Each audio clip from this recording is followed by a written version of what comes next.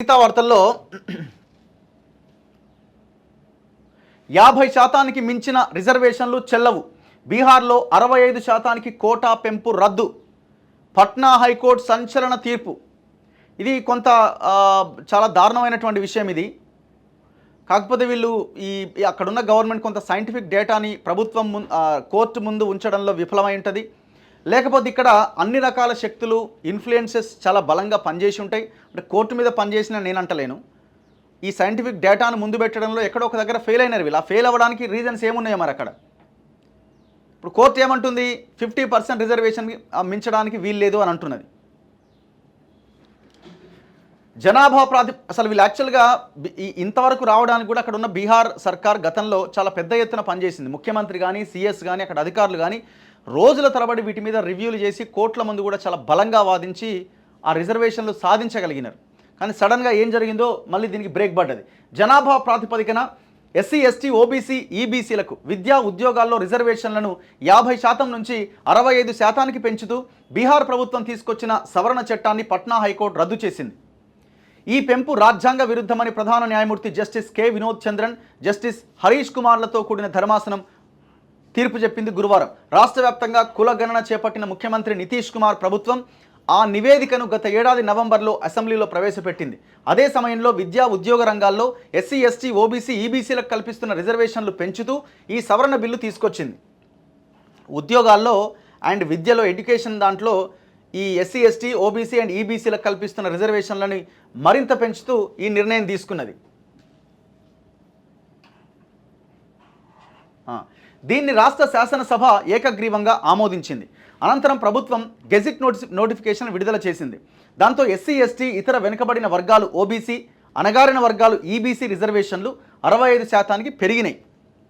ఈ పెంపు తర్వాత ఎస్సీలకు 16 నుంచి 20%, ఎస్టీలకు 1% నుంచి 2%, ఓబీసీ ఈబీసీలకు కలిపి 30%గా ఉన్న రిజర్వేషన్లు 43%కి పెరిగినాయి.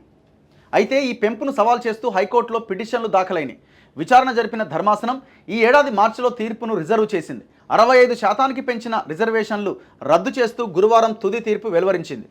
రాజ్యాంగ అధికరణలు 14, 16, 20 ప్రకారం బీహార్ ప్రభుత్వ నిర్ణయం చెల్లదని హైకోర్టు స్పష్టం చేసింది. ఏ రాష్ట్ర ప్రభుత్వం కూడా రాజ్యాంగం విధించిన 50% రిజర్వేషన్ల పరిమితిని అధిగమించేలా కోటా నిర్ణయించరాదన్న సుప్రీంకోర్టు ఆదేశాలను ఈ సందర్భంగా గుర్తు చేసింది. రాజ్యాంగం కల్పించిన సమానత్వ హక్కులను బీహార్ ప్రభుత్వ నిర్ణయం ఉల్లంఘిస్తోందని 87 పేజీల తీర్పులో స్పష్టం చేసింది. లోతైన అధ్యయనం, సరైన విశ్లేషణ లేకుండానే రిజర్వేషన్లు పెంచారు అని ధర్మాసనం ఆక్షేపించింది. ఈ లాస్ట్ లైన్ చాలా కీలకమైన లైన్. బేసిక్గా 50% రిజర్వేషన్లు మాత్రమే ఉండాలి, అంతకుమించి ఎట్టి పరిస్థితుల్లో పెంచడానికి వీల్లేదని సుప్రీంకోర్టు చెప్పలే. కోర్టు ముందు సైంటిఫిక్ డేటాని కనుక ప్రొడ్యూస్ చేయగలిగితే, సైంటిఫిక్ డేటాని కోర్టు ముందు పెట్టగలిగితే, కోర్టు ఆ డేటా సైంటిఫిక్ అని నమ్మితే రిజర్వేషన్లు పెంచుకోవడానికి ఏ ఇబ్బంది లేదనే చెప్తుంది. లాస్ట్ లైన్ చూడండి. లోతైన అధ్యయనం, సరైన విశ్లేషణ లేకుండానే రిజర్వేషన్లు పెంచారని ధర్మాసనం ఆక్షేపించింది. రిజర్వేషన్లు పెంచడానికి కోర్టు ఇది కాదు. కోర్టు ఎందుకు 50% సీలింగ్ పెట్టింది? ఎలాంటి సైంటిఫిక్ డేటా లేకుండా ఎవరికి వాళ్ళుగా పెంచుకుంటూ పోతే ఇబ్బంది జరుగుద్దని ఆ 50% సీలింగ్ పెట్టినారు. ఇక్కడ ఇంకొక విషయం ఏంటంటే, అసలు గవర్నమెంట్స్ అనుకుంటే ఇది పెద్ద సమస్య కాదు. కేంద్రం కనుక అనుకుంటే ఇది చేసి అవతల పడేయచ్చు. వాళ్ళకి ఇష్టం లేదు. ఎందుకంటే కేంద్రము ఆల్రెడీ గతంలో సుప్రీంకోర్టులో అఫిడవిట్ వేసింది. ఈ కులగణన వల్ల ఇది చాలా కాంప్లికేటెడ్ సబ్జెక్టు, దీనివల్ల ప్రాంతీయ గొడవలు జరిగే అవకాశం ఉంది, ఇంకోటి జరిగే అవకాశం ఉందని వాళ్ళు దానికి వ్యతిరేకం వాళ్ళు. మరి ఇప్పుడు అక్కడ నితీష్ కుమార్ ఇక్కడ ఎన్డీఏ గవర్నమెంట్తో కలిసే ఉన్నాడు, అక్కడ ఆయన గవర్నమెంటే ఉన్నది.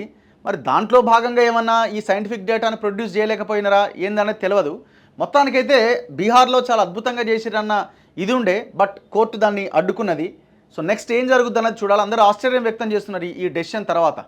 ఇప్పుడు కేంద్రం గతంలో ఈడబ్ల్యూఎస్ రిజర్వేషన్ తెచ్చింది. ఈ ఈడబ్ల్యూఎస్ రిజర్వేషను మరి 50% సీలింగ్ అనేది ఇక్కడ ఎందుకు తెలియాలి?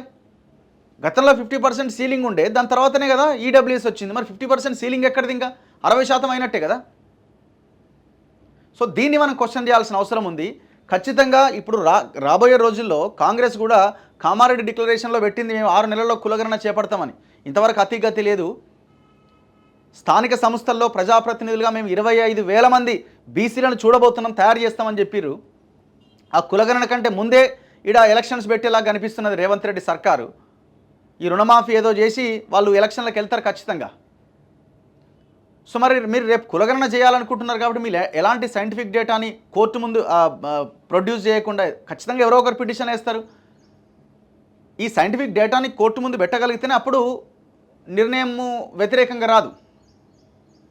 ఇక్కడ ఏమవుతున్నదంటే బేసిక్గా మంచి చేయాలి అనుకునే వాళ్ళు 1% ఉంటే అసలు ఈ రిజర్వేషన్లు వద్దు అనుకునే శక్తులన్నీ ఏకమవుతా ఉన్నాయి. సో దీన్ని అడ్డుకొని ముందడుగు వేయాల్సిన అవసరం ఉంది. ఆర్జేడీ నేత తేజస్వి యాదవ్ విస్మయం. రాష్ట్ర ప్రభుత్వం పెంచిన రిజర్వేషన్లను హైకోర్టు రద్దు చేయడం పైన విపక్ష ఆర్జేడీ నేత తేజస్వి యాదవ్ విస్మయం వ్యక్తం చేశారు. నితీష్ ప్రభుత్వం ఈ తీర్పును సుప్రీంకోర్టులో సవాల్ చేయకపోతే తామే సర్వోన్నత న్యాయస్థానాన్ని ఆశ్రయిస్తాం. ఈ అంశంపై ముఖ్యమంత్రి నితీష్ మౌనం వహించడం తగదు. రాష్ట్రం కోసం రాజ్యాంగంలోని 9వ షెడ్యూల్లో రాష్ట్రాల రిజర్వేషన్లు చేర్చాలని కోరుతూ ప్రధానమంత్రి విజ్ఞప్తి చేయాలని కోరుతున్నానని విలేకరుల సమావేశంలో తేజస్వి యాదవ్ అన్నారు. అఖిలపక్ష బృందానికి నాయకత్వం వహించాలని కోరుతూ నితీష్కు లేఖ రాస్తానని, తద్వారా సమస్య పరిష్కారం కోసం ప్రధానితో చర్చించడానికి వీలవుతుందన్నారు.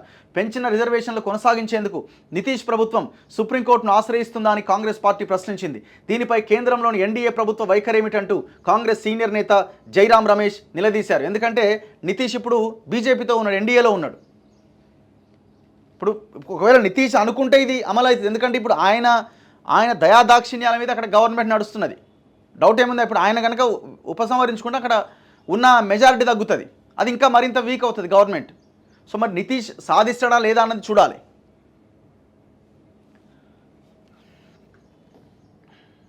సో ఇప్పుడు యాక్చువల్ తమిళనాడులో అయితే 69% ఉన్నది. కారణం ఏంటంటే ఆ 50% అబోవ్ ఉన్నటువంటి ఆ పెంచిన రిజర్వేషన్లు అంతా కూడా ఈ 9th షెడ్యూల్లో పెట్టినారు. బేసిక్గా 9th షెడ్యూల్లో తీసుకున్న నిర్ణయాల మీద సుప్రీంకోర్టు కూడా జోక్యం చేసుకోవడానికి అవకాశం లేదు. బట్ తర్వాత దాన్ని మార్చినట్టున్నారు. సుప్రీంకోర్టు కూడా జోక్యం చేసుకునే అవకాశం వచ్చింది. సో అయినప్పటికీ ఆ రిజర్వేషన్లు అక్కడ నడుస్తూ ఉన్నాయి 69%. సో ఇది అయింది అనుకున్న బీహార్లో, ఇది అందరికీ ఎగ్జాంపుల్. రేపు తెలంగాణలో కూడా అవ్వడానికి అవకాశం ఉందని బీహార్ని ఎగ్జాంపుల్గా చూపిస్తున్న క్రమంలో సడన్గా దీనికి బ్రేక్ పడ్డది. అంటే విషయం ఏంటి, ఇక్కడ ప్రభుత్వాలు సైంటిఫిక్ డేటాని కోర్టుల ముందు పెట్టకపోతే ఈ పరిస్థితులే ఉంటుంది. ఇలా 2 రకాలు ఉన్నాయి. వీళ్ళు ఏదైనా చేసిన పొరపాట్లు అయి ఉండొచ్చు, ఇంటెన్షనల్గా కోర్టు ముందు సైంటిఫిక్ డేటాను దీని నుంచి తప్పించుకోవడానికి కూడా పెట్టకపోయి ఉండొచ్చు. అందుకే రేపటి రోజున కాంగ్రెస్ అంతా చేస్తామంటుంది కాబట్టి మీరు ఏమాత్రం ప్లాన్ ప్రకారం లేకపోయినా ఇలాంటి సిచ్యువేషన్ ఎదురవుతుంది.